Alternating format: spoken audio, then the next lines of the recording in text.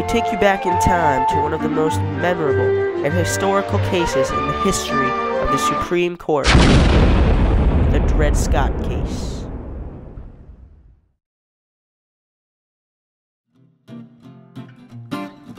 Dred Scott was an African-American born into slavery around 1795 in Southampton County, Virginia.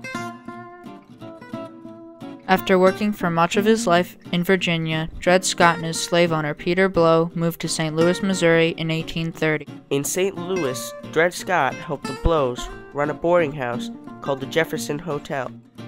Shortly after the loss of Peter Blow's wife in 1831, Peter Blow himself would die in 1832. Now at this point, you could be thinking, well, his owners are dead, he's still alive, what happens to Dred Scott? Well, you see, before Peter Blow died, he sold Dred Scott to Dr. John Emerson. John Emerson was a surgeon for the military, and Scott became his servant at the Jefferson Barracks. After a while, Emerson took Dred Scott to the Free State of Illinois for military duty. They worked at Fort Armstrong for 3 years until it was abandoned. Then they were transferred to Fort Snelling. This took place in the year 1836. When Dred Scott was at Fort Snelling, working for John Emerson, he met a woman named Harriet Robinson. Later, around 1836, they got married. She had also moved from Virginia and was 15 years younger than he was.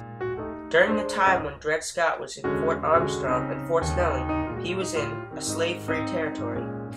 In 1846, Dr. John Emerson was transferred for his last time to Florida to assist in the Seminole Indian War. During this time, he sent Dred Scott, his wife, and their newborn daughter Eliza to St. Louis to work for other people, and the Emersons could collect their wages. Then suddenly it happened. Dr. John Emerson died, and having written nothing about Dred Scott or his wife Harriet in his will, Irene Emerson, John Emerson's wife, claimed both slaves as her property.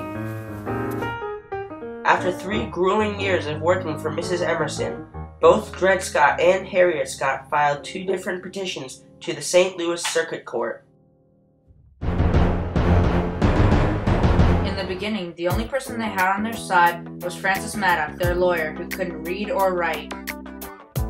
Later, in their pursuit to freedom, they would receive help and support from other members of the Blow family and from the Second African Baptist Church, which had supported other slavery freedom cases. Miraculously, they won circuit court and were declared free. Sadly, their journey to freedom wasn't over, and there was still trouble yet to come. After the decision, Mrs. Emerson appealed the case to the Missouri Supreme Court. This time they combined Harriet and Dred Scott's case together in the Missouri Supreme Court. Their argument, once free, always free, was denied, and the couple were handed back to the slave owners. With the help of the new lawyer, they appealed the case to the U.S. Supreme Court to become Dred Scott versus John Sanford. During the court battle and previous court battles, the justices couldn't decide whether Dred Scott was free or not.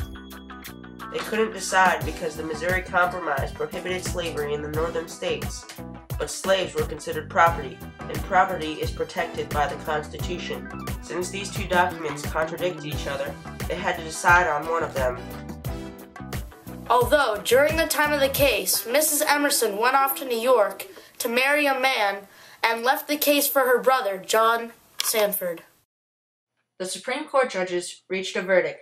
Chief Justice Taney stated the conclusion that Dred Scott and all blacks were not considered citizens and did not have the right to sue. Thus, Dred Scott and his family were denied and went back into slavery. Our first example of reaction is that this case angered many people. All around America, newspapers were being published and opinions were being made on this case's decision. Another example of reaction is in Abe Lincoln's famous House Divided speech. He spoke about the contradicting laws in different parts of the U.S. and how they affected the Dred Scott case by causing conflict between the North and South U.S. In reaction to this case, the people of the North states began to realize that slavery was slowly going to expand to the northern United States. Conflict arose between the northern and southern states due to the North's reaction to Dred Scott's decision, which eventually led up to the Civil War. After the Civil War ended, the 13th and 14th Amendments were created. These amendments reformed the country from the ways of slavery. The 13th Amendment abolished slavery, and the 14th Amendment gave citizenship to African American people. So in conclusion, the Dred Scott case helped to reform the U.S. by giving citizenship rights to African Americans. Dred Scott became a slave under the command of John Sanford. Shortly after the decision, John Sanford died, and Dred Scott's family was transferred to the ownership of Taylor Blow on May 20th, 1857. Dred and Harriet Scott were set free from slavery by their master. About a year later, Scott died a free man from tuberculosis in September of 1858. Dred Scott will always be remembered as the man who persisted through a long court battle and affected the U.S. by showing that no matter what happens, it's not over. Even though he lost, he still achieved his freedom, and we will be remembered as the man who gave citizenship to African American people, simply because he believed he deserved to have the rights of an American citizen.